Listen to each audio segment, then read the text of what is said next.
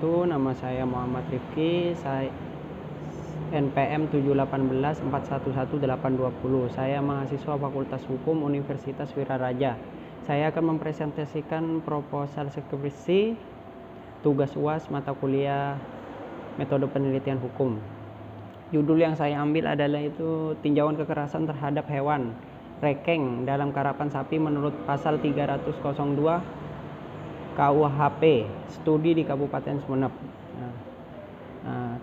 Latar belakang, Indonesia merupakan bangsa yang kaya akan keanekaragaman etnis karena memang Indonesia terbentuk dari berbagai suku bangsa dan setiap bangsa mempunyai kebudayaan masing-masing, sehingga tidak asing apabila diasumsi dengan kata Bhinneka Tunggal Ika. Dalam event karapan sapi, para penonton disuguhi adu cepat sapi dan keterampilan para jokinya. Tetapi sebelum memulai, para pemilik biasanya melakukan ritual arak-arakan sapi di sekeliling pacuan disertai alat musik saron dan perpaduan alat musik khas Madura, sehingga membuat acara ini menjadi semakin meriah. Penelitian memilih objek kajian Madura karapan sapi ini karena karapan sapi adalah kebudayaan yang telah mendunia dan menjadi ciri khas dari Pulau Madura. Alasan pemilihan kajian dampak sosial ekonomi karena hal tersebut sesuai dengan konflik yang ditimbulkan oleh penggunaan rekeng bagi masyarakat Sumeneb. Rumusan masalah. Yang pertama adalah bagaimana sejarah karapan sapi di Sumeneb. Yang kedua, bagaimana awal mula munculnya konflik penggunaan rekeng di Sumeneb. Nomor 3, bagaimana konflik penggunaan rekeng memberi dampak sosial ekonomi karapan sapi di Kabupaten Sumeneb dan muatan edukasinya. Tujuan, untuk mengetahui sejarah karapan sapi di Sumeneb. 2, untuk mengetahui awal mula munculnya konflik penggunaan rekeng di Sumeneb. 3, untuk mengetahui konflik penggunaan rekeng memberi dampak sosial ekonomi karapan sapi di Kabupaten Sumeneb dan muatan edukasinya. D, manfaat peneliti. Bagi peneliti, pada dasarnya tema penelitian konflik penggunaan rekeng ini merupakan pilihan pribadi penulis. Rasa ingin tahu penulis mengenai sejarah konflik penggunaan rekeng yang terjadi di Sumeneb ini sangat besar, sehingga dengan diadakannya penelitian ini diharapkan menambah wawasan penulis mengenai pemilihan tempat merupakan inisiatif penulis yang ingin lebih mendalami sejarah di tempat penulis tinggal. Bagi dunia akademis, penelitian ini dapat menambah literatur pada dunia akademis, khususnya pada jurusan sejarah dan hukum. Selain itu juga dapat menimbulkan kesadaran dari akan pentingnya pelestarian budaya yang diwariskan. Bagi pemerintah, penelitian ini dapat menjadi acuan bagi pemerintah guna mengakhiri konflik antara penggarapan penggunaan rekeng dan pokok-pokok di Madura, khususnya di Kabupaten Sumeneb. Ruang lingkup penelitian. Ruang lingkup memberikan batasan agar tujuan dan sasaran penelitian dapat dicapai. Dalam penelitian ini, lingkup penelitian dibatasi dalam lingkup spasi. Penelitian dilakukan di Desa Kebun Dadap, Kecamatan Beluto. Pada tempat ini tersebut dikarenakan adanya kedekatan emosional dan kedekatan intelektual peneliti dengan kajian tersebut. Lingkungan subjek. Lingkup subjek dalam penelitian ini merupakan para penggarap masyarakat yang bertempat di Desa Kebun Dadap, Kecamatan Beluto. Lingkungan formal. Lingkungan formal penelitian ini memfokuskan mengenai pengaruh yang terjadi akibat konflik penggunaan rekeng yang memberi dampak sosial, ekonomi karapan sapi di Kabupaten Sumeneb dan muatan edukasinya. Bab 2, tinjauan pustaka. Teori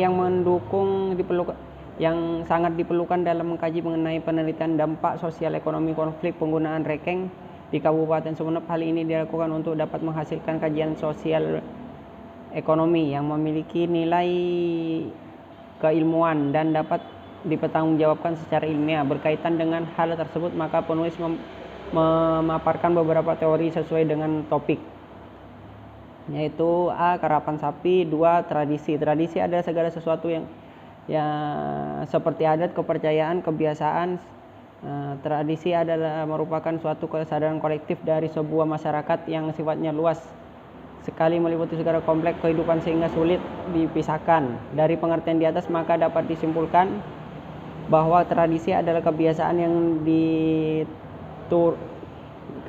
yang diturun-temurunkan dari nenek moyang yang telah menjadi adat kebiasaan yang berlangsung dalam sebuah masyarakat yang bersifat luas dan berkembang sesuai dengan lingkungan alamnya dan kemajuan zaman. Juga merupakan kesadaran kolektif sebuah masyarakat yang meliputi segala kehidupan yang kompleks yang dapat melancarkan pergaulan bersama dalam suatu masyarakat.